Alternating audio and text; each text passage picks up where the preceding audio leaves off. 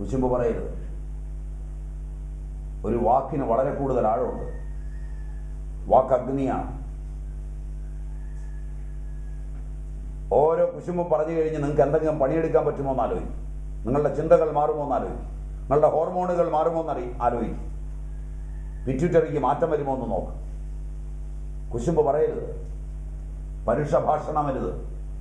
അച്ഛനോട്, അമ്മയോട്, നാട്ടുകാരോട് പ്രസന്ന മധുരമായി, ചിന്തോദ്ദീപകമായി, ആലോചനാമസൃണമായി പറയണം.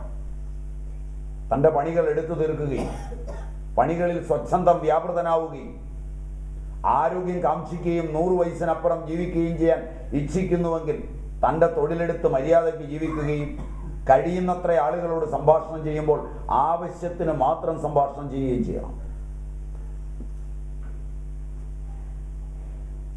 എന്തെങ്കിലുമൊക്കെ പറയാൻ ചതുരനായി എന്തെങ്കിലുമൊക്കെ പറഞ്ഞ് നേരം കളയുന്നവൻ പണിയെടുക്കാത്തവനും കോശങ്ങളെ വെറുതെ ഇരുത്തിക്കൊണ്ട് ശരീരം മുഴുവൻ ഹോർമോണുകളുടെ വ്യാപനം തെറ്റായി കൊണ്ടുപോകുന്നവനുമാണ്.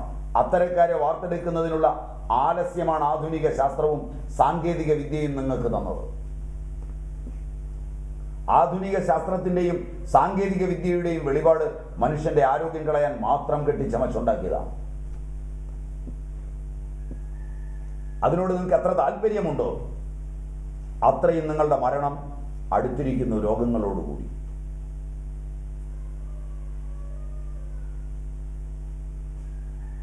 അതിനെ അതേ ശാസ്ത്രം കൊണ്ട് കടക്കാമെന്ന നിങ്ങളുടെ വ്യാമോഹമാണ് അതിനോടുള്ള നിങ്ങളുടെ അമിത താല്പര്യം.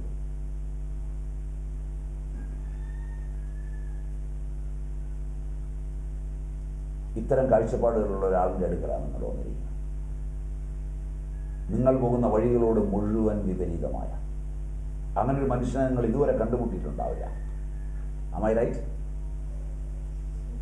സന്യാസിമാരെയും മതനേതാക്കന്മാരെയും കണ്ടുമുട്ടിയാൽ പോലും ആധുനിക ശാസ്ത്രത്തിൻ്റെ വെളിപാടുകളോട് അവരുടെ വിശ്വാസ പ്രമാണങ്ങളെ ചേർത്ത് വെച്ച് ചന്ദനം തൊടുന്നത് എന്തിനാണ്?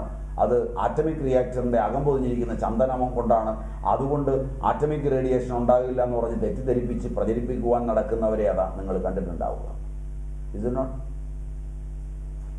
ശരിയല്ല. ആധുനിക ശാസ്ത്രത്തോട് ഇത്ര എതിർപ്പുള്ള ഒരാളെ നിങ്ങൾ കണ്ടിട്ടുണ്ടാവില്ല.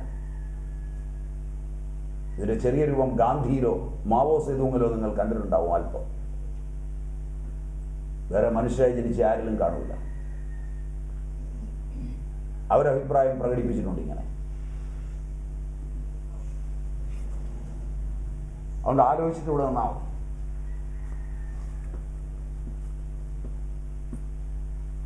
വളരെ വിചിത്രമായി തോന്നുന്നല്ലേ?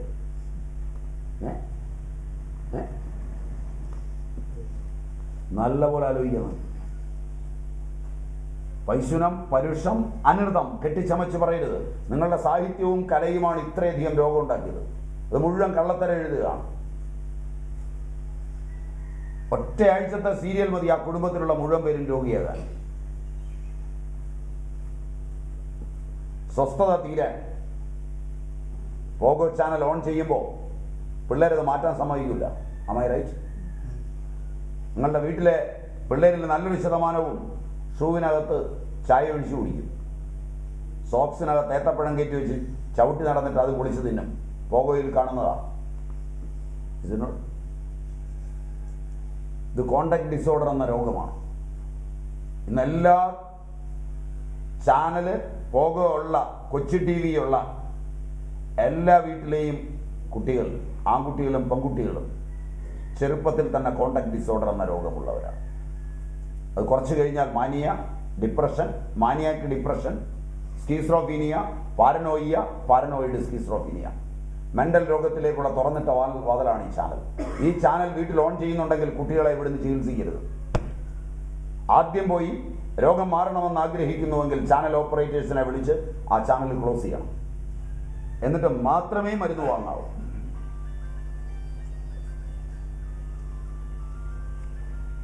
നിങ്ങൾ ഞാനും പഠിച്ചത് 2 കളരിയിലാണ്. അതിൻ്റെ വ്യത്യാസം ഉണ്ടാവും. ശരി പോലെ തോന്നുന്നുണ്ടോ? 8 വയസ്സുള്ളവൻ ചാടി തീന്മേശയുടെ മുകളിലേക്ക് മാന്യന്മാർ വീട്ടിൽ വന്ന് ഭക്ഷണം കഴിക്കുമ്പോൾ നേരെ കയറി നിന്ന് വയറ്റെ ഞെക്കി കീശ്വാസം ശബ്ദായമാനമായി വിടുകയാണ്. ആ വന്നിരിക്കുന്നവർ കറപ്പ്, വെറുപ്പ്, കഴിക്കാൻ തുടരാൻ പറ്റാതെ വരിക. എന്നിട്ട് അതൊക്കെ മറച്ചു വെച്ചുകൊണ്ട് ആ വീടിൻ്റെ പണക്കൊഴുപ്പ് കാരണം പറയുക സ്മാർട്ടാണ് കുട്ടി, ഇറങ്ങിപ്പോകുമ്പോൾ പറയുക ഇവനൊക്കെ മുടിഞ്ഞു പോകുന്നു. ശരിയല്ല. ഈ അഡ്ജസ്റ്റ്മെൻറ്റാണ് നിങ്ങളുടെ ജീവിതം. അതുമായിട്ട് നടന്ന് രോഗം മാറുകയില്ല. മര്യാദയ്ക്ക് അച്ചടക്കത്തോടെ ജീവിക്കാമെങ്കിൽ മരുന്ന് മേടിക്കാവും. വൈകുന്നേരം ആകുമ്പോൾ ഭാര്യ ഭർത്താവിൻ്റെ ശത്രുവും ഭർത്താവ് ഭാര്യയുടെ ശത്രുവുമാണ്. കാരണം എല്ലാ പുരുഷനും സ്ത്രീയുടെ ശത്രുവും സ്ത്രീ പുരുഷന്റെ ശത്രുവുമാണ്. ഈ സങ്കല്പത്തിൽ വളരുന്ന നിങ്ങൾ മഴവിൽ മനോരമ ഓൺ ചെയ്ത് വെച്ച് വെറുതെയല്ല ഭാര്യ എന്ന ചാനലിൽ ഭർത്താവിനെ കൊണ്ട് പുരുഷനെ കൊണ്ട് പണിയെടുപ്പിക്കുന്നത് കാണിച്ച് ഒരു പെണ്ണുവിരുന്ന് പുരുഷന്മാരെ റാഗ് ചെയ്യുന്നത് കാണുമ്പോൾ അത് കണ്ടുകൊണ്ടിരിക്കുന്ന പുരുഷന്മാരുടെയും സ്ത്രീകളുടെയും മനസ്സിലുണ്ടാകുന്ന ഹോർമോണുകളുടെ മാറ്റം നിങ്ങൾ ചിന്തിക്കുന്നില്ല. കുടുംബം പോക്കാണ്, മഹാരോഗങ്ങളിലേക്കാണ് വീഴുന്നത്. ആ ചാനൽ ഓൺ ചെയ്യുന്നുണ്ടെങ്കിൽ ഇവിടുന്ന് മരുന്ന് വാങ്ങരുത്. ഞാൻ പറഞ്ഞു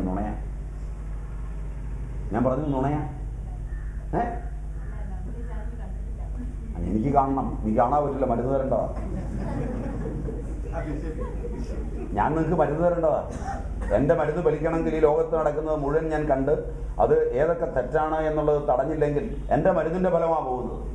ഇവിടുന്ന് മരുന്ന് മേടിച്ചുകൊണ്ട് പോയിട്ട് അവിടെ പോയൊരു സ്ത്രീ ഇരുന്നത് കാണുമ്പോൾ അവളിൽ വരുന്ന പുരുഷനോടുള്ള വിരോധം രൂപാന്തരപ്പെടുമ്പോഴെല്ലാം അവളിലുണ്ടാകുന്ന ഹോർമോൺ അവളിലെ പൗരുഷത്തെ കൊല്ലുന്നതാണ്. ഏത് സ്ത്രീയിലും ഒരു പുരുഷനും ഒരു സ്ത്രീയുമുണ്ട്. സ്ത്രീ പ്രകടവും പുരുഷൻ സുപ്തവുമാണ് സ്ത്രീ. ഏത് പുരുഷനിലും ഒരു സ്ത്രീയുണ്ട്. സ്ത്രീ സുപ്തവും പുരുഷൻ പ്രകടവുമാണ്. പ്രകടമായതിനോട് ആരോഗ്യപൂർവ്വം ജീവിക്കണമെങ്കിൽ അപ്രകടിതമായതിനോട് ബഹുമാനമുണ്ടാവണം. ഏത് സ്ത്രീയും പുരുഷനെ ബഹുമാനിച്ചില്ലെങ്കിൽ അവളുടെ ആരോഗ്യം പോക്കാണ്. ഏത് പുരുഷനും സ്ത്രീയെ ബഹുമാനിച്ചില്ലെങ്കിൽ അവൻ്റെ ആരോഗ്യം പോക്കാണ്. കാരണം ഇത് രണ്ടും ചേരാതെ പുരുഷനുമില്ല സ്ത്രീയുമില്ല, രണ്ടും സമമായി വരില്ല. വളരെ അപൂർവം ആളുകളിൽ സ്ത്രീ പുരുഷന്മാർ സമത്വത്തോടെ നിൽക്കുള്ളൂ. ആ ഹോർമോണുകൾ സമത്വത്തോടെ ആണെങ്കിൽ ദേ ആർ ബൈസെക്ഷുവൽ.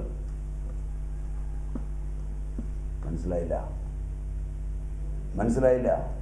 യൂണിസെക്ഷൽ ഓർഗാനിസംസിനെല്ലാം അതിൻ്റെ അകത്ത് സുപ്തമായ ഒരു പുരുഷഭാവം സ്ത്രീയിലും സുപ്തമായ ഒരു സ്ത്രീഭാവം പുരുഷനിലും ഉണ്ടാവും.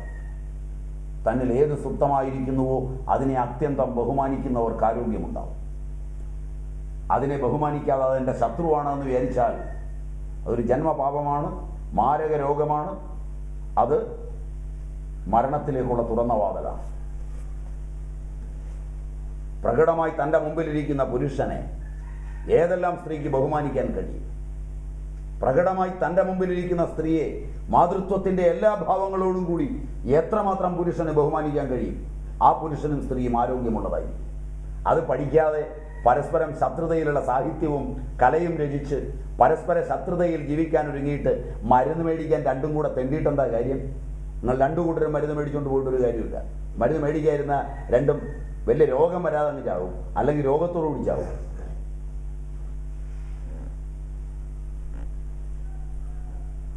ഇതൊക്കെ നിങ്ങളുടെ പുസ്തകത്തിലുണ്ടോ പഠിക്കാൻ? ഇത് നിങ്ങളുടെ ആക്ടിവിസ്റ്റുകൾക്ക് അറിയുമോ? നല്ലൊരു ആലോചിക്കും. 10 പാപങ്ങൾ ചെയ്യരുത്, 3 മാനസിക പാപങ്ങൾ വരുത്, വാചിക പാപങ്ങളിൽ സംഭിന്നാലാപവും വരുത്, അന്യരെ തമ്മിൽ കലഹിപ്പിക്കരുത്, അന്യന് ആപത്ത് വരണമെന്ന് വിചാരിക്കരുത്, ദുരാശയരുത്, ദൃഗ്വിപര്യവും വരുത്. വേണ്ടത് വേണ്ടപ്പോൾ വേണ്ട അളവിൽ ആഗ്രഹിക്കുക, അല്ലാതെ കൂടുതൽ ആഗ്രഹിക്കരുത്. ഞാനിപ്പോൾ അകത്തേക്ക് കയറിയാൽ നിങ്ങളിൽ ചില പുളവന്മാരും പുളത്തികളും പറയും പറഞ്ഞതൊക്കെ സത്യമാണ്, പക്ഷെ നമുക്കങ്ങനെ ജീവിക്കാൻ പറ്റും. അവരാണ് കാലന്മാർ. ഞാൻ പറഞ്ഞത് തെറ്റാണെന്ന് പറഞ്ഞാൽ സാരമില്ല, അവനെ നേരിടാം. ശരിയാണെന്ന് പറഞ്ഞ് എൻ്റെ കൂടെ നിൽക്കുന്ന പോലെ സമ്മതിച്ചിട്ട് പതുക്കെ ബാക്കിയുള്ളവരുടെ മനസ്സ് കളയുന്നവർ, അത്തരക്കാർ പ്രത്യേകം ശ്രദ്ധിക്കുക. അവരെ നിങ്ങൾ ചുണ്ണാമ്പ് തൊട്ടെണ്ണുക. അങ്ങനെ ഇവിടെ ജീവിച്ചു ഒരു തലമുറ, അവരുടേതാണ് ആരോഗ്യം. മെഴുകിയ തറ, ഓല കെട്ടിയ വീട്, 1000 സ്ക്വയർ ഫുട്ടിൽ താഴെ സ്ഥലം, പട്ടി, പൂച്ച, കോഴി, ആട്, പശു എല്ലാമുള്ള വളർത്തുമൃഗങ്ങളെല്ലാമുള്ള ചുറ്റുപാട്, വെള്ളം ചുമന്നും വിറക് പെറുക്കിയും കൊണ്ടുവന്ന് കത്തിച്ച കാലം, പിള്ളേർ തൂറുന്നതും മുള്ളുന്നതും പെരക്കകത്ത്, തീട്ടത്തിൻ്റെ വെള്ളവും മൂത്രവും താഴും. അതിൻ്റെ മുകളിൽ അത് കോരിക്കളഞ്ഞ് ചാണകം തേച്ചാൽ ചാണകവും തീട്ടോ മൂത്രവും കൂടെ പറന്നു നടക്കും. അതിനകത്ത് ആരോഗ്യത്തോടെ ഈ നാട്ടിലെ ജനങ്ങൾ ജീവിച്ചു. മനസ്സിലായില്ല? നല്ല ആരോഗ്യത്തോടെ രാവിലെ മുതൽ അധ്വാനിച്ചു പെണ്ണുങ്ങൾ. ടൺ കണക്കിന് വൈറ്റമിനും മിനറലും തിന്നില്ല. പുറത്തുപോയി പണിയെടുത്ത പുരുഷന്മാർ കിളച്ചും പണിതും ജീവിച്ചു. അന്നത്തെ പുരുഷൻ ചെയ്യുന്ന പണിയുടെ ഒരു അംശം ചെയ്യാൻ ഇന്നത്തെ ഈ മാന്യന്മാർക്ക് ശാസ്ത്രവും സാങ്കേതിക വിദ്യയും വന്നിട്ട് കഴിവില്ല. തീറ്റ തിന്നിട്ട് കഴിവില്ല. രാവിലെ കഞ്ഞി കുടിച്ചു, മുളക് പൊട്ടിച്ചു, ഉച്ചയ്ക്ക് ചോറുണ്ടു, മുളക് പൊട്ടിച്ച്, വൈകുന്നേരം കഞ്ഞി കുടിച്ചു. അങ്ങനെ ജീവിച്ചവൾ രണ്ടു കൂട്ടരും പണിയെടുത്തിടത്തോളം നിങ്ങൾക്ക് പണിയെടുക്കാനാവില്ല. പട്ടിണി കിടന്നു പല സ്ത്രീകളും. അവർ ചുമന്ന വെള്ളം, അവർ അടിച്ചു നനച്ച തുണി, അവർ വെള്ളം കോരിക്കൊടുത്ത പശുക്കൾ, അവർ അടുക്കളയിൽ പണിയെടുത്ത് എടുക്കാൻ നിങ്ങളിൽ ഒരെണ്ണത്തിന് 1/2 കിലോ ഉള്ള ഒരു സാധനം എടുത്തുകൊണ്ട് നടക്കാൻ പോലും കൊള്ളില്ലാത്ത നിങ്ങളാണ് ശാസ്ത്രത്തിൻ്റെയും സാങ്കേതിക വിദ്യയുടെയും മഹത്വം പറയുന്നത്. വിവരദോഷികൾ, വൃത്തികെട്ടവർ. നിങ്ങളെ കണ്ടാ കുടിക്കണം.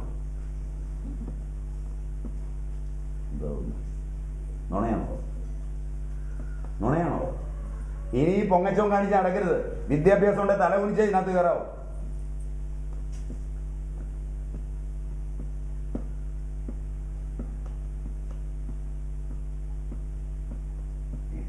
ശരിയല്ലേ? പട്ടിണി കിടന്ന സ്ത്രീകളാണ് 100 പറ നെല്ല് വാരി മുറ്റത്തിട്ടത്. തിരിച്ചാ നെല്ല് മുഴുവൻ വാരി പത്താഴത്തിലിട്ടത്. അങ്ങനെ പണിയെടുത്തിട്ട് ഭർത്താവ് വരുമ്പോൾ കഞ്ഞിവെള്ളത്തിൽ പുളിശ്ശേരി ഒഴിച്ചും കൊടുത്ത് കുളിക്കാൻ ചൂടുവെള്ളവും വെച്ചു കൊടുത്ത് കുളിയും കഴിഞ്ഞ് വന്നാൽ ഒരു ഇരുമ്പ് വിഞ്ഞാണത്തിൽ കഞ്ഞി വിളമ്പി മെഴുകിയ തറയിൽ വെച്ചു കൊടുത്ത് കഴിക്കാൻ കൊടുക്കുമ്പോൾ കൂടെ ഉപദംശങ്ങളില്ല, ഒരുപാട് കറികളും ബഹളമൊന്നുമില്ല, ഇറക്കുമതി ചെയ്ത ഭക്ഷണമല്ല, വേറും കഞ്ഞി. അത് പഴുത്ത പ്ലാവില കുത്തി കൊരി കുടിക്കുമ്പോൾ അവളുടെ സ്നേഹം മാത്രമാണ് ഉപദംശം. കുടിച്ചു കഴിഞ്ഞ് പോയി ഷീറ്റ് വിരിച്ചു കൊടുത്ത് ഉറക്കാൻ കിടത്തിയിട്ട് തിരിച്ചു വന്നാൽ അവൾ ഒരു നേരം ഭക്ഷണം ഉണ്ടെങ്കിൽ കഴിച്ച് കൂടെ പോയി കിടന്നാൽ മകൾ പ്രസവിച്ചിട്ട് 2 കൂടെ പ്രസവിക്കും. 4 മുതൽ 10 വരെ. ഒരു മരുന്നില്ല, മന്ത്രമില്ല, വാക്സിനേഷനില്ല, ഒരാശുപത്രിയില്ല. വെള്ളം കോരിയും പാത്രം തേച്ചും ജീവിക്കുന്നു ഗർഭിണിയായ സ്ത്രീ. പ്രസവ വേദന അനുഭവിക്കുമ്പോൾ ഒരു പുരുഷൻ ഓടിപ്പോയി ഒരു പതിച്ച് ചുണ്ണാമ്പ് വിൽക്കുന്നവളെ, വൈറ്റ് വാഷ് ചെയ്യുന്നവളെ വിളിച്ചുകൊണ്ട് വന്നാൽ ഒരു പാത്രം ചൂടുവെള്ളവുമായി ആ മെഴുകിയ തറയിൽ കോഴി പൊരുന്നക്കിരിക്കുന്നിടത്ത്, മുട്ടക്കിരിക്കുന്നിടത്ത്, അപ്പുറത്ത് പിള്ളേർ തൂറിമുള്ളിൽ കിടക്കുന്നിടത്ത് തറയിൽ പാവിരിച്ചോ കട്ടിലിൽ പാവിരിച്ചോ പ്രസവം എടുത്തിട്ട് അന്നുണ്ടായ കുഞ്ഞുങ്ങൾക്ക് എൻകഫാലൈറ്റിസ്, ഹൈഡ്രോകഫാലസ്, മൈക്രോകഫാലസ്, പെറ്റിറ്റ്മാൽ, ഗ്രാൻഡ്മാൽ, ഓട്ടിസം, കുന്തം, കുടച്ചക്കറോ ഒന്നും ഉണ്ടായില്ല. 10ഓളം പ്രസവിച്ച് ഒരു സ്ത്രീയുടെയും മുട്ട് തേഞ്ഞില്ല, നട്ടെല്ല് തേഞ്ഞില്ല, യൂട്രസിങ് ഇറങ്ങിപ്പോന്നില്ല, വജൈന തൂങ്ങിയില്ല. സെർവിക്സിലും യൂട്രസിലും ഓവറിയിലും ബ്രസ്റ്റിലും ഒന്നും ക്യാൻസർ വന്ന് പഴുത്ത് ചീഞ്ഞു നാറി നടന്നില്ല. നിങ്ങളുടെ ഗതി ഒന്ന് ആലോചിക്കും. എന്താ ശരിക്കിരുന്ന് ആലോചിക്കുക, വിവരം ഉണ്ടെങ്കിൽ. എന്നിട്ട് ഈ ഇംഗ്ലീഷിലുള്ള പഠിത്തമൊക്കെ ആയിട്ട് പൊങ്ങച്ചുമായിട്ട് അടങ്ങുക. അല്ലെങ്കിൽ ആദ്യം നിങ്ങളുടെ വിദ്യാഭ്യാസ സ്ഥാപനങ്ങൾ അടയ്ക്കുക. ഇത് പഠിപ്പിച്ച് നശിപ്പിക്കുന്നവനെ പിടിച്ചിട്ട് കൊടുക്കുക. കുറെ ആക്ടിവിസ്റ്റുകളും കുറെ സങ്കേതങ്ങളും വിവരദോഷികൾ സ്വന്തം മാതൃഭാഷയിൽ സംസാരിക്കാൻ അറിയാതെ പശു ചാണകിട്ട് കഴിഞ്ഞാൽ പൃഷ്ഠം മൂവ് ചെയ്യുന്നത് പോലെ ചുണ്ടും കോട്ടി മനുഷ്യനെ കളിപ്പിച്ച് നടക്കുന്ന വർഗം. ഞാൻ പറഞ്ഞ നുണയാണോ? പരുഷമാണ് അല്ലേ? സത്യം പറയുന്നതിന് ആരെയാ അമ്മ പേടിക്കുന്നത്? ജീവിതം ഒരു ദിവസമേ ഉള്ളെങ്കിൽ ഒരു ദിവസം. നിങ്ങളങ്ങ് കൊന്നാൽ പേടി കൂടാൻ മരിക്കണം, വീണ്ടും വരും. ഈ ഭൂമി വളരെ സുഖമായതാണ്, അല്ല എന്ത് പേടിക്കാൻ? ഒരു ദിവസമേ ഉള്ളെങ്കിൽ ഒരു ദിവസം ആരോഗ്യത്തോടെ ജീവിക്കാൻ പഠിക്കണം. അതിന് കൊള്ളില്ലെങ്കിൽ ഈ ജീവിതം വലിച്ചു ദൂരെ കളയണം. അല്ലെങ്കിൽ ഇത് പോകാനുള്ളതല്ലേ? ഇത് മനസ്സിലായില്ല. 1 മണിക്കൂർ സ്വസ്ഥമായി ജീവിക്കാൻ അറിയാത്തവന് ഇനി 1000 വർഷം കിട്ടിയിട്ട് എന്ത് ചെയ്യാൻ?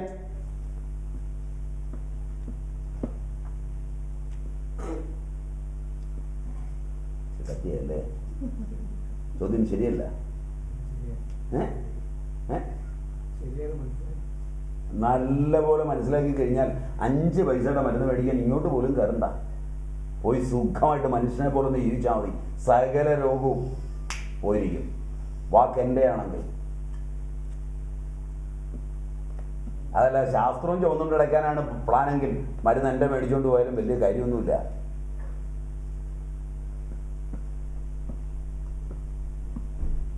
ഇഴഞ്ഞ് ജീവിക്കുന്നതിനേക്കാൾ നല്ലത് മരിക്കുകയാണ്. നിങ്ങൾ മരണത്തിൻ്റെ നിഴലിൽ ജീവിക്കരുത്.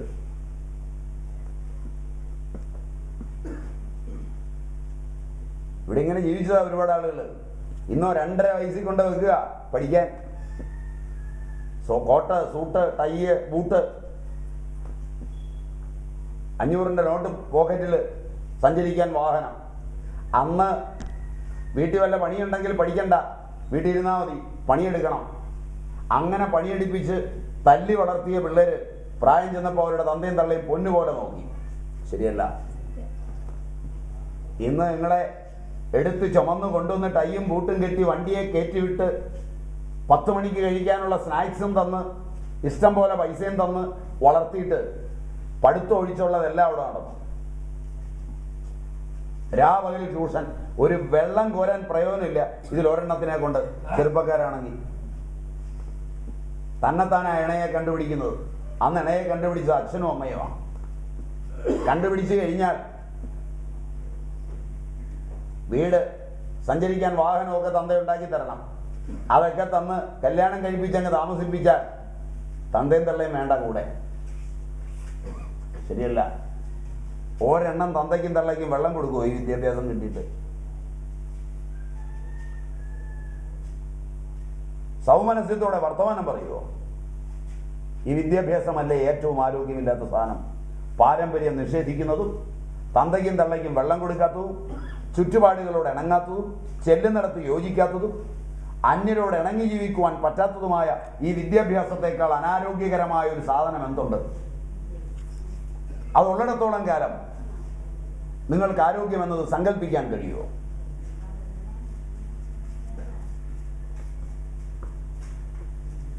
ആരോടെങ്കിലും നിങ്ങൾ പൊരുത്തപ്പെടുവോ? എഞ്ചിനീയറെ, ഡോക്ടർ എഞ്ചിനീയർ അധ്യാപികയെ ഒക്കെ കല്യാണം കഴിച്ചിട്ട് സ്നേഹത്തോടെ ഒന്ന് ജീവിക്കാൻ പറ്റുമോ ഒരു ദിവസം? ഡൈവോഴ്സാണ്.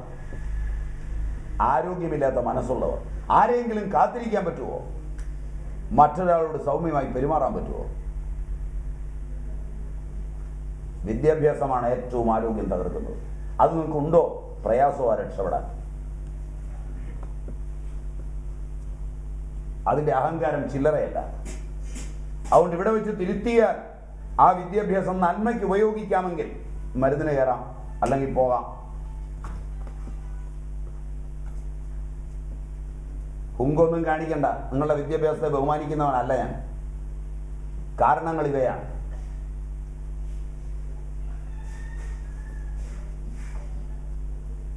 അതുകൊണ്ട് വിദ്യാഭ്യാസത്തിന്റെ വലിയ ഡിഗ്രി ഒന്നും കാണിച്ച് ഭ്രമിപ്പിക്കണ്ട.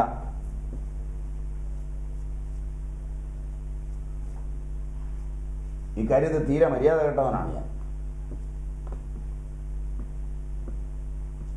എന്താ ഒരു വല്ലാത്ത നിശബ്ദത? ജീവിതത്തിൽ ആദ്യം എങ്ങനെയൊക്കെ കേൾക്കുന്നത് അല്ലേ? ഇത് കഴിഞ്ഞാൽ ഡോക്ടർ വന്ന് പരിശോധിച്ചിട്ടാണ് എണ്ണ ചേരുന്നത്. എണ്ണ ചേർന്ന് കഴിഞ്ഞാൽ ഉടനെ പോസ്റ്റ് കോവിഡ് ടെസ്റ്റ്, വാക്സിനേഷനുകൾ, 100 കണക്കിന് മരുന്നുകൾ, സൂപ്പർ സ്പെഷ്യാലിറ്റി ആശുപത്രിക്കകത്ത് പ്രസവം, ഒട്ടേറെ ഉപകരണങ്ങൾ, 100 കണക്കിന് ഡോക്ടർമാർ. ഇവരുടെ എല്ലാം പരിലാളനയിൽ എല്ലാ സൗകര്യത്തോടും കൂടി പ്രസവിച്ചിട്ട് ആധുനിക സ്ത്രീ വിദ്യാഭ്യാസമുള്ളവൾ 1 പ്രസവിച്ചിട്ട് അല്ലെങ്കിൽ 2 പ്രസവിച്ചിട്ട് ജനിക്കുന്ന പിള്ളേർക്കൊക്കെ എൻകഫാലൈറ്റിസ്, ഹൈഡ്രോകഫാലസ്, മൈക്രോകഫാലസ്, പെറ്റിക് മാൽ, ഗ്രാൻഡ് മാൽ, ഓട്ടിസം. സ്വന്തം തള്ളയ്ക്കും തന്തയ്ക്കും വേണ്ട പെറ്റ കുഞ്ഞിനെ 2 ലക്ഷം കൊടുക്കാം, 4 ലക്ഷം കൊടുക്കാം. വീട്ടിൽ മാന്യന്മാർ വരുന്നതാണ്. ഈ കുഞ്ഞ് കിടന്നാൽ വീട്ടിൻ്റെ മാന്യത പോവും. അതുകൊണ്ട് ഇതിനെ ഏൽപ്പിച്ചു കൊടുക്കാൻ നടക്കുകയാണ്. ഏറ്റെടുക്കാൻ കുറേ ആക്ടിവിസ്റ്റുകളും റിഹാബിലിറ്റേഷൻ സെൻ്ററുകളും. കേരളത്തിൻ്റെ തെക്കേയറ്റം മുതൽ വടക്കേയറ്റം വരെ റിഹാബിലിറ്റേഷൻ സെൻ്ററാണ് ഈ കുഞ്ഞുങ്ങളെ ഏറ്റെടുക്കാൻ. Am I not right? എന്നിട്ട് ആ പുരോഗതിയെ പറ്റി പറയുന്നത് നാണം കെട്ട വർഗം. നിങ്ങളെയൊക്കെ കണ്ടാ കുളിക്കണം. പെറ്റ തള്ളയ്ക്ക് വേണ്ട കുഞ്ഞിനെ. പെറ്റ തള്ള വളർത്താത്തടത്ത് കാശിന് വേണ്ടി ഏറ്റെടുക്കുന്ന അവൻ വളർത്തുമെന്ന്. അവൻ കിഡ്നി എടുത്തു കൊടുക്കും. ശരിയല്ല? എന്നിട്ട് മാന്യതയെ പറഞ്ഞ് നടക്കുന്നു ജനാധിപത്യത്തിൻ്റെ. നിങ്ങൾ നിങ്ങളുടെ ഭരണാധികാരികൾ ചൂലമുള്ളി അടിക്കണം. അതാ ചെയ്യേണ്ടത്.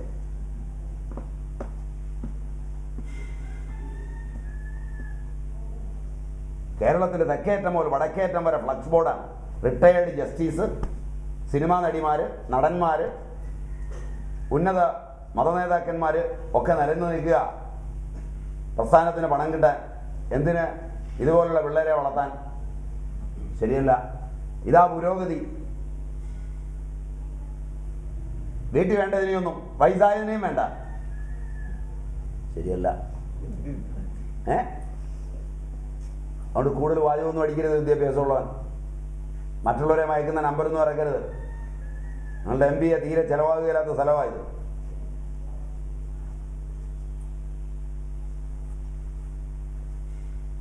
പറഞ്ഞതൊക്കെ ശരിയുണ്ടോ? മര്യാദകളുണ്ട്. അതെനിക്ക് സമ്മതമാണ്. കാരണം ഞാൻ മര്യാദകളുണ്ട് കയ്യും കാലം വെച്ചവനാണ്. അത് സമ്മതിക്കാൻ എനിക്ക് ഒരു മടിയില്ല. പക്ഷെ പറഞ്ഞതിൽ സത്യമുണ്ടോ? നാലോളെ ജനിച്ചിട്ട് ഒരു കുഞ്ഞുള്ളിടത്തായി ഗതികേട്. അതിനൊക്കെ ഈ രോഗങ്ങളാ. 2 തള്ളയ്ക്ക്, 1 പെറ്റ സ്ത്രീക്ക്, 10 പെറ്റവക്കില്ലാത്ത മുട്ടിൻ്റെ തേയ്മാനം, നട്ടലിൻ്റെ തേയ്മാനം. 35 വയസ്സാകുമ്പോഴേക്ക് ഇതൊക്കെ തേഞ്ഞു പോവുക. ശരിയല്ല? ആരെയോ അന്വേഷിച്ചിറങ്ങി വരുന്ന പോലെ യൂട്രസ് ഇറങ്ങി പുറത്തോട്ട് വരിക, അകത്തെങ്ങും ഇരിക്കുകയല്ല. ശരിയല്ല? ഇങ്ങനെയൊക്കെയല്ലേ പറയണ്ടേ? പിന്നെല്ലാം എങ്ങനെയാ പറയണ്ടേ?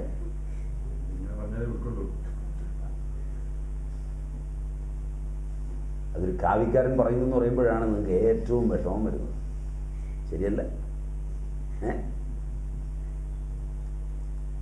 അതുകൊണ്ട് ശരിക്കും ആലോചിക്കും.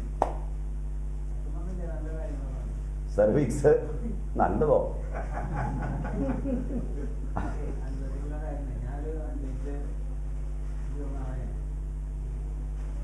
അങ്ങനെ കുറച്ചുപേര് പറയാൻ തുടങ്ങി. ഞാൻ രക്ഷപ്പെട്ടു. സത്യം പറയാം. അത് മനസ്സിലായി. എനിക്ക് മനസ്സിലായിട്ടാണ് ഞാൻ നിങ്ങളെ, എനിക്ക് മനസ്സിലായത് കൊണ്ടാണ് ഞാൻ പറഞ്ഞത്. ഒട്ടും തെറ്റിദ്ധരിച്ചല്ല പറഞ്ഞു. അങ്ങേറ്റം സ്നേഹത്തോടെയാ പറഞ്ഞു. അവിടെ വന്നപ്പോൾ അങ്ങേറ്റം വിനയത്തോടെയാ പറഞ്ഞു. അത് തെറ്റിദ്ധരിക്കണ്ട. നല്ല കാര്യങ്ങളുടെ മുമ്പിൽ ഒരിക്കൽ പോലും അഹങ്കാരത്തോടെ വർത്തമാനം പറയരുതെന്ന് നിർബന്ധമുണ്ട്. ചീത്ത കാര്യങ്ങളോട് ഒരിക്കൽ പോലും മര്യാദയിൽ വർത്തമാനം പറയരുതെന്നും എനിക്ക് നിർബന്ധമുണ്ട്. മനസ്സിലായതെന്നറിയില്ല. അതുകൊണ്ട് തന്നെ നിങ്ങൾക്ക് പഥ്യമാകാൻ അത്ര ഇഷ്ടമല്ല. പഥ്യമായത് കേട്ടപ്പോൾ ഉള്ള സന്തോഷം കൊണ്ട് പറഞ്ഞതാണ്. അതുകൊണ്ട് വളരെ സൂക്ഷിച്ച് മാത്രം അകത്തോണ്ട് കയറിയാണ്. സകല രോഗങ്ങളുടെയും വെളിമ്പുറമ്പത്തായിരുന്നു നിൽക്കുന്ന മനുഷ്യൻ. അതിന് 10 പാപങ്ങൾ ഒഴിവാക്കി കഴിഞ്ഞിട്ടേ മരുന്ന് തൊടാവൂ. നല്ല പോലെ ഇപ്പം ഇവിടെ വെച്ച് പശ്ചാത്തപിക്കണം. നല്ല പോലെ പ്രായശ്ചിത്തം ചെയ്യണം. എന്നിട്ട് മരുന്നിനെ പറ്റി ആലോചിച്ചാൽ മതി. 1-ാം ഭാഗം കഴിഞ്ഞു. അന്നമാണ് ആരോഗ്യത്തിൻ്റെ ഹേതു. പ്രാചീനർ അന്നം 7 സർഗങ്ങളോട് കൂടിയതാണെന്നാണ് പറഞ്ഞത്. 7 അന്ന സർഗമുള്ളതാണ് അന്നം. അന്നത്തിൽ നിന്നുണ്ടാവുക, അന്നം കൊണ്ട് വൃദ്ധിയാവുക, അന്നമായിത്തീരുക. അന്നം മാത്രം സത്യമാണ്. നിങ്ങൾ സത്യമല്ല, ഞാൻ സത്യമല്ല. എൻ്റെ അച്ഛനമ്മമാർ കഴിച്ച അന്നം കൊണ്ട് അച്ഛന് ബീജവും അമ്മയ്ക്ക് അണ്ടവും ഉണ്ടായത് അന്നത്തിൻ്റെ സ്വരൂപമാണ്. അന്നമാണ് ബീജാണ്ടങ്ങൾ. അത് ചേർന്ന് ഞാനുണ്ടായി. അമ്മ കഴിച്ച അന്നം കൊണ്ട് അമ്മയുടെ ഗർഭാശയത്തിൽ വളർന്നു. കഴിച്ച അന്നം കൊണ്ടാണ് വളർന്നത്. അന്നമില്ലെങ്കിൽ വളരൂല. വൈദ്യന്മാർ വേണമെന്നില്ല, ഡോക്ടർമാർ വേണമെന്നില്ല, ശാസ്ത്രവും സാങ്കേതിക വിദ്യയും വേണമെന്നില്ല. അന്നം മതി. ആ വളർച്ച പ്രാപിച്ചു, ഭൂമിയിലെത്തി, വാരിക്കൊടുത്തും വാരിത്തിന്നും വളർന്നു. ചത്തു കഴിഞ്ഞാൽ കുഴിച്ചിട്ടു, അത് പുഴുക്കൽക്കന്നമായി. കത്തിച്ച് ചാമ്പലാക്കി, ചെടികൾക്കന്നമായി. കാക്കയോ പട്ടിയോ കോഴിയോ പരുന്തോ ഒക്കെ കൊത്തി തിന്നു, അതിനന്നമായി. വെള്ളത്തിലിട്ട് മത്സ്യത്തിന് അന്നമായി. അന്നത്തിൽ ആരംഭിച്ച് അന്നത്തിൽ അവസാനിക്കുന്ന ഈ ജീവിതം അന്നത്തോടും അന്നം ഉൽപ്പാദിപ്പിക്കുന്ന പ്രകൃതിയോടും അന്നം വരുന്ന ഭൂമിയോടും ബഹുമാനം പുലർത്താത്തവനും അവൻ്റെ പരമ്പരയ്ക്കും കണ്ട കോടാലിയാണ്.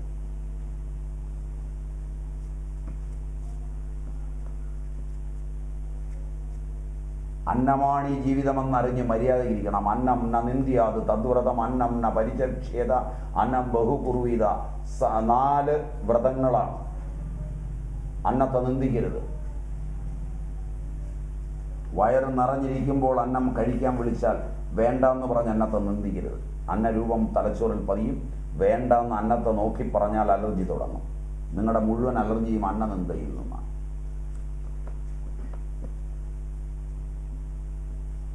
ഒരാഹാരവും നിന്ദിക്കരുത്. മതി, ഇപ്പോഴാണ് കഴിച്ചത്, വയറ് നിറഞ്ഞിരിക്കുന്നു, പിന്നെ വിശക്കുമ്പോൾ കഴിക്കാം. പഴയ ആളുകൾ ഇങ്ങനെ സംസാരിക്കും. അതുകൊണ്ട് അവർക്ക് രോഗമില്ല. നമ്മുടെ വിദ്യാഭ്യാസത്തിൻ്റെ ഹുങ്ക് കൊണ്ട് വയറ് വിശന്നിരിക്കുമ്പോൾ കഴിക്കാൻ വിളിച്ചാൽ വേണ്ട വേണ്ട വേണ്ട എന്ന് പറഞ്ഞു വെച്ചാൽ ഞണ്ണും, അത് മുഴുവൻ വിഷവും. എന്താ ചെയ്യും? നുണയാണോ? നിങ്ങൾ ഇരിക്കുന്നതിൽ ഏതിനെ വിളിച്ചാലും അങ്ങനെയാണ്. വേണ്ട വേണ്ടെന്ന് പറഞ്ഞില്ലേ, ഒടുവിൽ ഞണ്ണുകയും ചെയ്യും പോയിരുന്നു. നാണം കെട്ട വർഗം. ശരിയല്ല? എനിക്ക് വിശക്കുന്നു, ആഹാരം വേണം. ആഹാരം ഈ ഭൂമിയിൽ എല്ലാവർക്കും ഉള്ളതാണ്. അത് ആരുടെയും സ്വന്തമല്ല, ഈ ഭൂമി ഉണ്ടാക്കിയതാണ്. അത് നല്ല തൃപ്തിയോടെ കഴിക്കാൻ പഠിച്ചിട്ടുള്ളവനുള്ളതാണ് ആരോഗ്യം. അന്നം നിന്ദിക്കരുത്, അന്നം ഉപേക്ഷിക്കരുത്. വാശി കൊണ്ട് അന്നം ഉപേക്ഷിക്കുന്നതെല്ലാം രോഗമാണ്. വാശി അന്നത്തോടല്ല കാണിക്കേണ്ടത്. ഗാന്ധി കാണിച്ചു, മറ്റവർ കാണിച്ചു. മനസ്സിലായില്ല? ലോകത്തിലെ ഏറ്റവും വലിയ ഹിംസയാണ് അന്നം ഉപേക്ഷിക്കുന്ന എല്ലാ പരിപാടികളും. അത് അഹിംസയല്ല. ലോകത്തിൻ്റെ മുഴുവൻ അന്നത്തെ ഒരുത്തൻ ഉപേക്ഷിക്കുന്നു, എന്നിട്ട് ആളുകളുടെ മുമ്പിൽ അവൻ പട്ടിണിക്കിരിക്കുന്നു. അത് അഹിംസയാണെന്ന് പഠിപ്പിക്കുന്നു വിവരദോഷികൾ.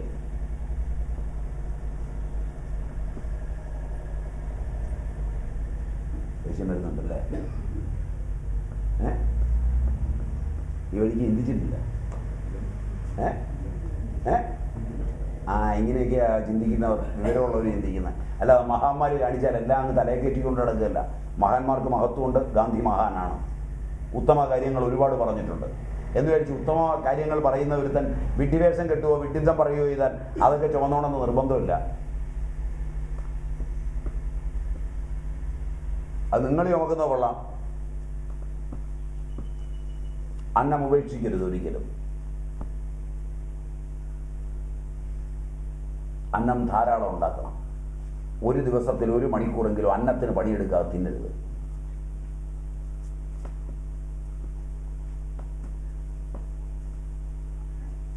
അന്നത്തിനായി ആരെങ്കിലും വീട്ടിൽ വന്നാൽ അവർക്ക് അന്നം കൊടുക്കാതെ വിടരുത്. അതാണ് ഏറ്റവും പ്രധാന. അവസാനത്തോട് പണിയെടുത്ത് ജീവിച്ചുകൂടെ? അത് ചോദിക്കാൻ നിങ്ങൾ യോഗ്യരല്ല. കാരണം നിങ്ങൾ പണിയെടുത്തിട്ടല്ല ജീവിക്കുന്നത്, പറ്റിച്ചാണ് ജീവിക്കുന്നത്. അതുകൊണ്ട് വരുന്നവനെ വിളിച്ച് അന്നം കൊടുക്കണം. പ്രത്യേകിച്ച് തിഥി അറിയിക്കാതെ വരുന്നവനെ.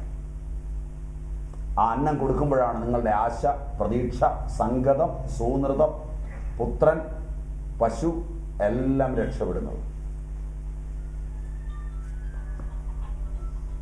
കാരണം അവൻ ആശിച്ചാണ് വരുന്നത്. അവൻ്റെ കോശങ്ങൾ അത്രയും ഒരന്നത്തിന് ആശിച്ചു വരുമ്പോൾ അത് കിട്ടിയില്ലെങ്കിൽ നിങ്ങളുടെ ആശയാണ് തകരുന്നത്. അവൻ അവിടുന്ന് കിട്ടുമെന്ന് പ്രതീക്ഷിച്ചാണ് വരുന്നത്. കിട്ടിയില്ലെങ്കിൽ നിങ്ങളുടെ പ്രതീക്ഷയാണ് തകരുന്നത്. ഈ മര്യാദയൊക്കെ ചെയ്യാൻ തയ്യാറുണ്ടെങ്കിലേ മരുന്ന് മേടിക്കാൻ നിൽക്കാവും. 90% രോഗങ്ങളും ഉദരത്തിലേത് അന്നദാനം കൊണ്ട് മാറും, മരുന്ന് കൊണ്ട് മാറില്ല. 90% ഉദരത്തിലെ ക്യാൻസറും മറ്റും ഒറ്റ ആഴ്ച കൊണ്ട് മാറും. ആരുടെയെങ്കിലും അന്നം വിലക്കിയിട്ടുണ്ടെങ്കിൽ അത് കൂടും.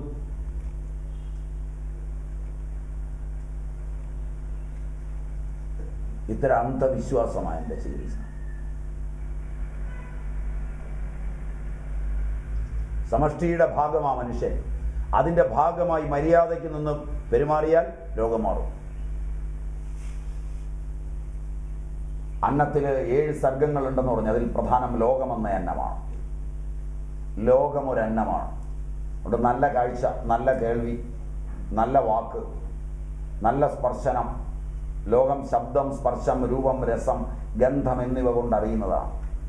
അതുകൊണ്ട് ലോകത്തെ, അതുകൊണ്ടാണ് മുമ്പ് പറഞ്ഞപ്പോൾ പോകോയും കാര്യവുമെല്ലാം രോഗമുണ്ടാക്കുമെന്ന് പറഞ്ഞു.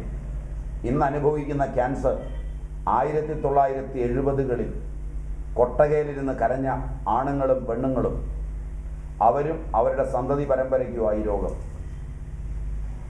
1970-ൽ ക്യാൻസർ മനുഷ്യ ശരീരത്തിലില്ല.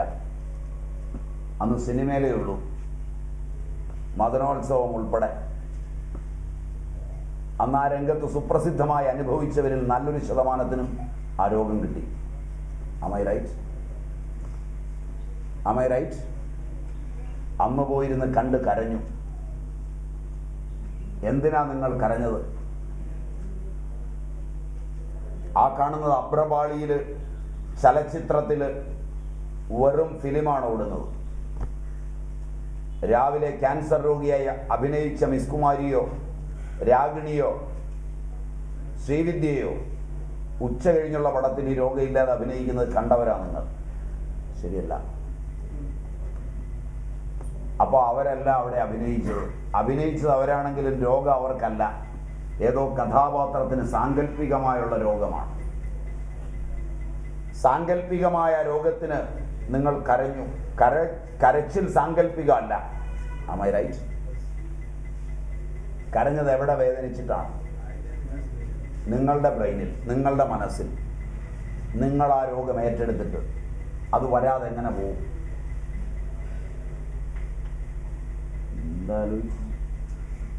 എന്താ ആലോചിക്കുന്നത്? പഴയ ആളുകൾ പറയും രോഗിയെ ആവശ്യമുള്ളവരെ പോയി കാണുക പോലും ചെയ്യാവും. ഒരു രോഗിയുടെ അടുക്ക പോയിന്ന് ബന്ധു ഒന്ന് കരയുമ്പോഴത്തേക്ക് ആ രോഗിയുടെ പരിപാടി കൂടും, രോഗം കൂടും. ആ രോഗം കരഞ്ഞു നിലവിളിച്ച് വീട്ടിലേക്ക് വരുന്നവൻ കൂടെ കൊണ്ടുവരികയും ചെയ്യും. എപ്പോഴെങ്കിലും ഇത് അനുഭവിക്കണം.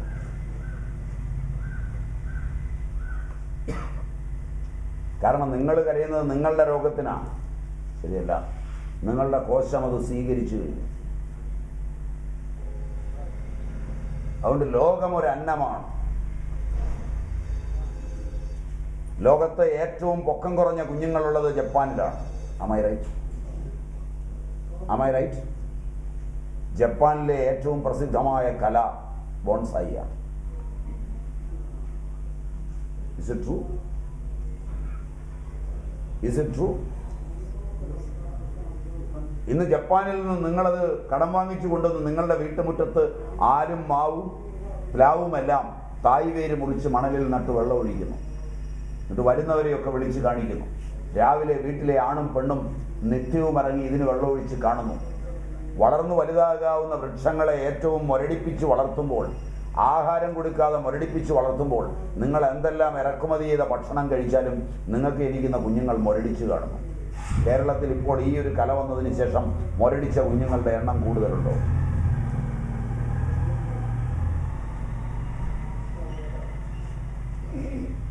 മുരടിച്ച കുഞ്ഞുങ്ങളെ ചുറ്റുപാടും കാണാൻ തുടങ്ങിയിട്ടുണ്ടോ?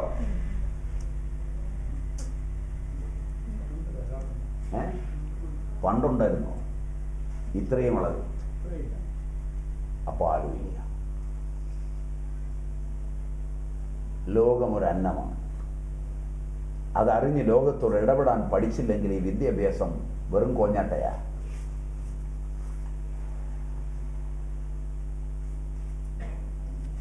പ്രാണൻ, മനസ്സ്, ബുദ്ധി അന്നമാണ്. പഴയ ആളുകൾ പായിൽ കിടന്നുറങ്ങി. ലോകത്തിലെ ഏറ്റവും അറിയാതെ കഴിക്കുന്ന ആഹാരമാണ് പ്രാണൻ, ശ്വാസം. അതുകൊണ്ട് പഴയ ആളുകൾ ചുറ്റുപാടും മലിനമാക്കാതിരുന്നു. നിങ്ങളുടെ വീടിന് ചുറ്റുമുള്ള മാലിന്യം നിങ്ങളിട്ടതാണ്. അതിൽ തട്ടിയ വായുവാണ് നിങ്ങൾ ശ്വസിക്കുന്നത്. എന്നിട്ട് എന്തിനീ മരുന്നെല്ലാം കഴിക്കണം? ലക്ഷങ്ങൾ ആഡംബരത്തിന് ചെലവാക്കും, മാലിന്യം കളയാൻ 10 രൂപ ചെലവാക്കൂല. Am I right? സകല പ്ലാസ്റ്റിക് കൊട്ടയിലും മാലിന്യങ്ങളോടുകൂടി വീടിന് ചുറ്റും ഉണ്ടാവും. സകലതും അടിച്ച് പെരയ്ക്കകത്ത് പെട്ടിക്കീഴ് കയറ്റി വെച്ചിട്ടുണ്ടാവും. 50 കൊല്ലമെങ്കിലും പഴക്കമുള്ളതാണ് നിങ്ങളുടെ വീട്ടിൽ കിടക്കുന്ന ബെഡുകൾ. Is it right? അതേൽ കുട്ടികൾ കിടക്കുമ്പോൾ മൂത്രവും തീട്ടവും അതിൽ വീഴും. ശരിയല്ല. തുടച്ചു കളഞ്ഞ് ഉണക്കിയെടുക്കും, അകത്തേക്ക് പോവും. അകത്ത് പഞ്ഞി, ചകിരി, സ്പോഞ്ച്, അതിനുള്ളിലേക്ക് ഒരു മേശയുടെ പുറത്ത്, തടിമേശയുടെ പുറത്തൊരു ഷീറ്റ് വിരിച്ചിട്ടാൽ 2 ദിവസം കഴിഞ്ഞ് ആ ഷീറ്റ് പൊക്കിയാൽ ഷീറ്റിനും മേശയ്ക്കും ഇടയിൽ പൊടിയുണ്ടാവും. തുണി കൊണ്ട് കവർ ചെയ്തിരിക്കുന്ന നിങ്ങളുടെ ബെഡിനകത്തേക്ക് പൊടിപടലങ്ങൾ മുഴുവൻ കയറും. അതിൽ പുറത്തുനിന്ന് വരുന്നവരും വീട്ടിനകത്തുള്ളവരുമായ ചെറുപ്പക്കാർ കിടക്കുമ്പോൾ സ്വപ്നസ്ഖലനാദികളിൽ നിന്ന് ബീജമുണങ്ങിപ്പിടിക്കും. ഭാര്യയും ഭർത്താവും ആ ബെഡിൽ കിടന്ന് ദമ്പതിക്രിയയെ ചെയ്യുമ്പോൾ അതിൻ്റെ അവശിഷ്ടങ്ങൾ ഉണ്ടാവും. ഇതിലെല്ലാം അണുക്കൾ ഉണ്ടാവും. ഈ അണുക്കൾ സുരക്ഷിതമായി സ്പോഞ്ചിനുള്ളിലേക്കും ചകിരിക്കുള്ളിലേക്കും പഞ്ഞിക്കുള്ളിലേക്കും പോവുകയും രാത്രികാലങ്ങളിൽ ഇരുട്ടാവുമ്പോൾ അവയെല്ലാം പുറത്തേക്ക് എത്തുകയും ചെയ്യുന്ന ഒരന്തരീക്ഷത്തിൽ അതിൽ കമന്നു കിടന്നും ചെരിഞ്ഞു കിടന്നും അതിൽ തട്ടിവരുന്ന വായുവിനെ ശ്വസിച്ച് ജീവിക്കുന്ന നിങ്ങളുടെ ലങ്ങും നിങ്ങളുടെ ഹൃദയവും നിങ്ങളുടെ രക്തധമനികളും ആയുരാരോഗ്യത്തോടുകൂടി ഇരിക്കണമെന്ന് വ്യാമോഹിക്കുന്ന നിങ്ങൾ വിഡ്ഢികളല്ലേ? ഇത്രയും പഠിച്ചിട്ടെന്താ പ്രയോജനം? ഇന്ന് ചെന്ന് ബെഡെല്ലാം എടുത്ത് ദൂരെ കളയണം. കത്തിച്ചു കളഞ്ഞ് പാവാണ്. അതാകുമ്പോൾ കഴുകാം, തുടയ്ക്കാം. ആഡംബരമല്ല ജീവിതം, ആരോഗ്യമാ ജീവിതം. പണത്തിൻ്റെ കൊഴുപ്പല്ല ജീവിതം, മര്യാദയ്ക്കുള്ള ജീവിതമാ ജീവിതം. എവിടെ പോയി നിങ്ങളുടെ തൻ്റെ ഇടമൊക്കെ?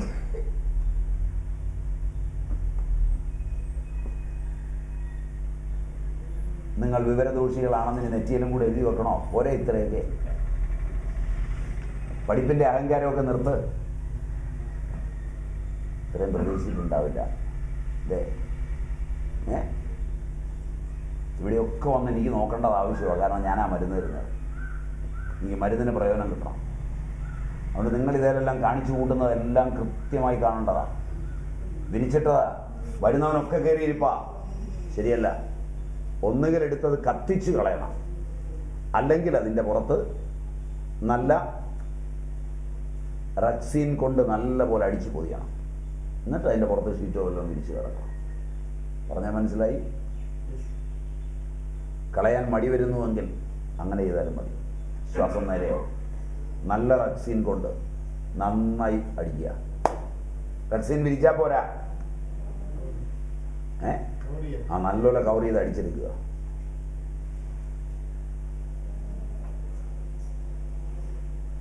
പറ്റുമെങ്കിൽ മാത്രം മരുന്ന് മേടിച്ചുകൊണ്ട് പോയാൽ മതി.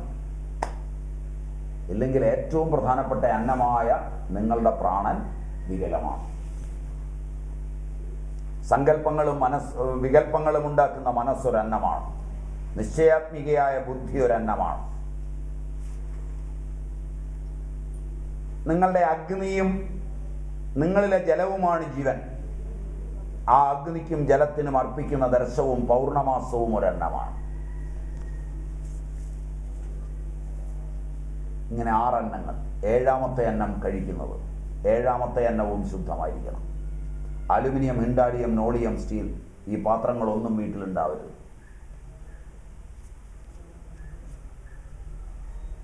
സ്റ്റീൽ പാത്രങ്ങൾ വാങ്ങിച്ചാൽ അവ ഫുഡ് ക്വാളിറ്റിയും മെഡിസിനൽ ക്വാളിറ്റിയും ഒക്കെ ആയിരിക്കണം. കിട്ടാൻ പ്രയാസം. അലുമിനിയം തീരെ പറ്റില്ല. ആ പാത്രങ്ങളിൽ ചോറ് വെക്കുമ്പോൾ അടപ്പിൽ തട്ടുന്ന ആവി താഴേക്ക് വീണ് ബാക്ടീരിയയും അമീബയും ഒക്കെ ഉണ്ടാവും. രാവിലെ വെച്ചത് വൈകുന്നേരം ഉണ്ണുമ്പോൾ അവയുടെ അമിനോ അമ്ലങ്ങൾ വയറിനെ മുഴുവൻ താറുമാറാക്കും. കൽച്ചട്ടിയിലും കലത്തിലും പാചകം ചെയ്യുമ്പോൾ അതിൽ ആ അടപ്പിൽ തട്ടി വീഴുന്ന ആവി കലത്തിൻ്റെയും കൽച്ചട്ടിയുടെയും പോർസലൈനായിട്ടുള്ള നേച്ചർ വലിച്ചു പുറത്തു കളയുകയാൽ വരണ്ടിരിക്കും, ചോറ് പ്രിസർവ്ഡ് ആയിരിക്കും. 3 ദിവസം ഇരുന്നാൽ വടിക്കില്ല.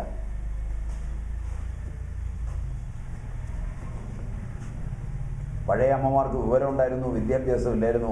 നിങ്ങൾക്ക് വിദ്യാഭ്യാസമുണ്ട്, ആഡംബരത്തിൽ നടക്കാൻ അറിയാം, അല്ലാതെ വിവരമില്ല. ഒരു സാരി ഉടുത്തു, സാരിപ്പാവാട ധരിച്ചു, മുണ്ടെടുത്തു, പിള്ളേരെ വളർത്തി.